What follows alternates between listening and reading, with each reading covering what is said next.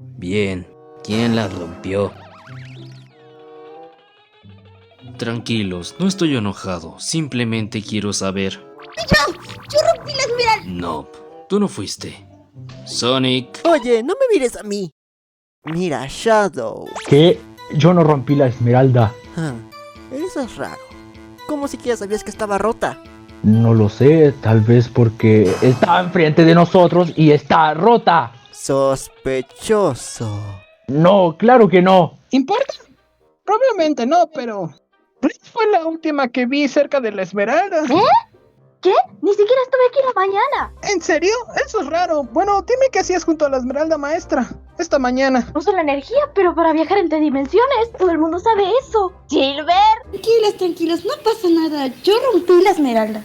Por favor, deja de ayudarte a repararla, Knuckles. ¡No! ¡Ya digan quién la rompió!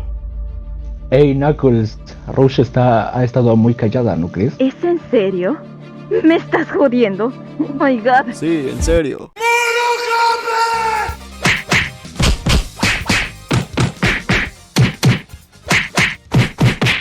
Yo la rompí. Creía que Eggman venía, así que la rompí. Pero gracias por olvidar que soy el único capaz de romper la esmeralda. Babosos.